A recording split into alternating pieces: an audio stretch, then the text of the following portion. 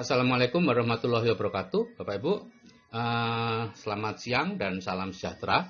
Hari ini saya akan menyampaikan video tentang penerapan kecerdasan finansial. Ya, ini untuk grup BTD di topik kecerdasan finansial. Nih, cara menerapkan kecerdasan finansial itu ada 3, Bapak Ibu. Yang pertama 3 langkah ya. Hilangkan kredit konsumtif, yang kedua pertahankan tingkat kehidupan, yang ketiga dapatkan penghasilan pasif. Ini hilangkan kredit konsumtif ya. Yang disebut kredit konsumtif adalah kredit yang digunakan untuk membeli barang-barang untuk dinikmati seperti rumah, mobil, televisi, motor, kulkas dan sebagainya. Ya, secara keuangan ini merupakan langkah yang salah ya, karena bunga kredit itu meskipun kecil tapi sangat membebani keuangan kita. Nah, yang kedua, secara harafiah kita sedang menggunakan barang-barang yang sebenarnya belum mampu kita beli.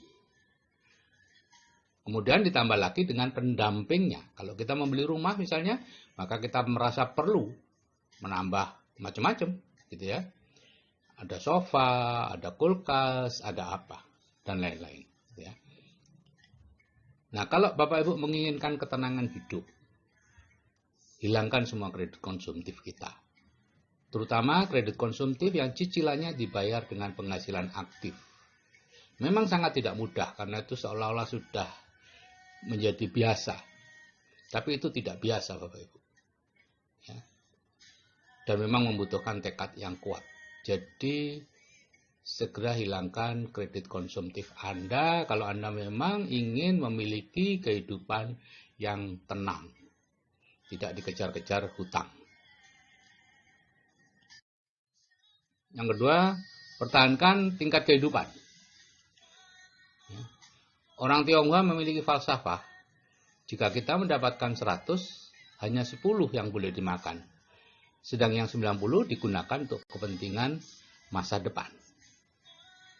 Nah, saya dulu tentu juga kaget Bapak Ibu, karena jangankan makan 10, menyisakan 10 saja sudah susah gitu ya.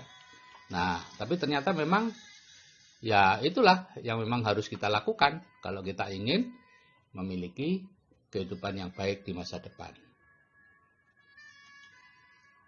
Nah, ini cerita tentang Mbah Sugondo. Mbah Sugondo itu kakeknya istri saya, Bu Wati, ya, yang sebenarnya juga adiknya nenek saya.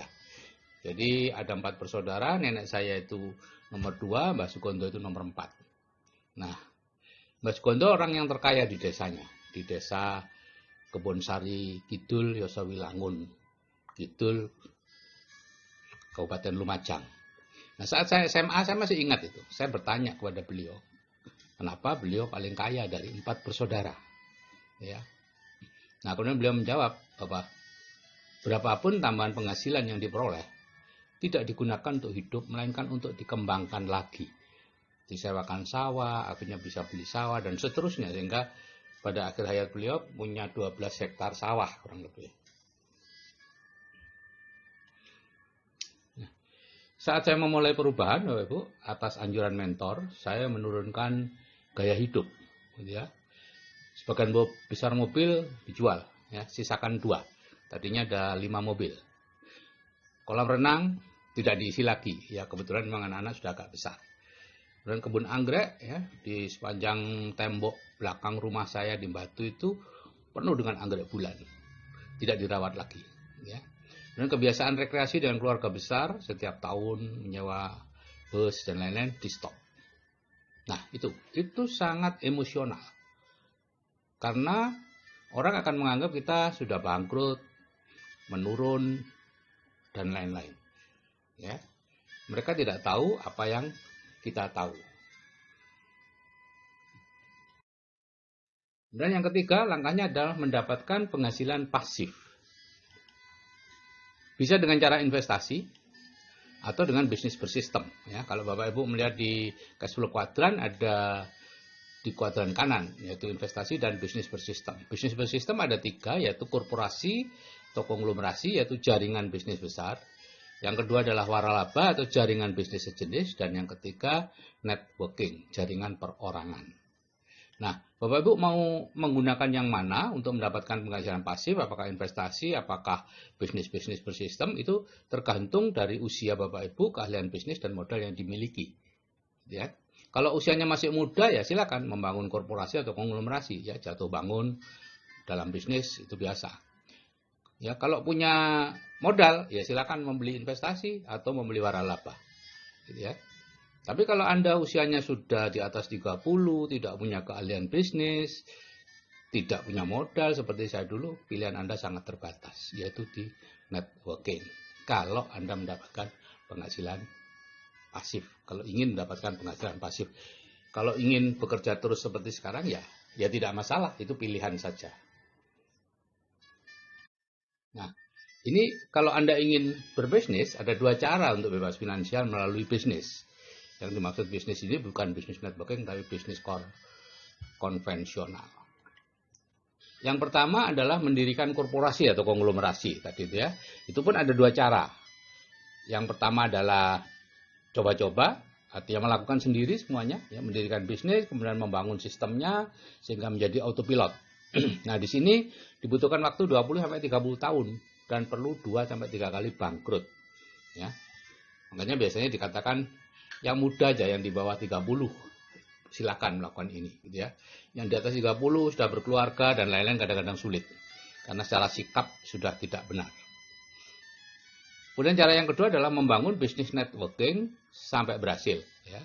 Bisnis networking yang benar. Kemudian menerapkan ilmunya untuk membangun korporasi.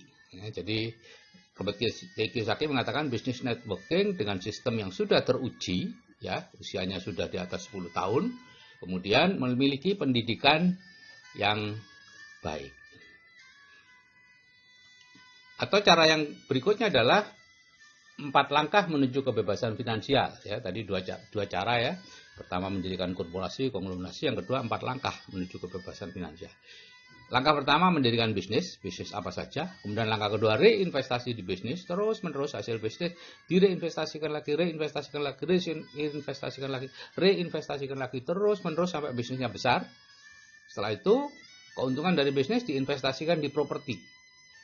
Barulah langkah keempat menikmati kemewahan dari hasil properti. Anda bisa hidup mewah dengan hasil dari properti Anda. Nah, kebanyakan orang yang saya lihat adalah hanya 2 langkah. Yang pertama mendirikan bisnis, kemudian langkah berikutnya langsung keempat menikmati kemewahan dari hasil bisnis. Akibatnya apa ya? Mereka terus-menerus mengawal bisnisnya. Ya, tidak bisa bebas finansial. Bisnis mereka bukan aset. Jadi mereka bukan pemilik bisnis tapi pelaku bisnis. Bisnisnya bukan aset. Yang menjadi aset adalah diri mereka sendiri. Karena kalau diri mereka sudah berhenti melakukan kegiatan bisnisnya akan kolaps. Oke Bapak Ibu, jika saya yang sudah berumur masih bisa menerapkan kecerdasan finansial, tentu saya sesuaikan dengan umur saya, Anda juga pasti bisa. Salam sukses dari saya. Wassalamualaikum warahmatullahi wabarakatuh. Salam sejahtera dan selamat siang.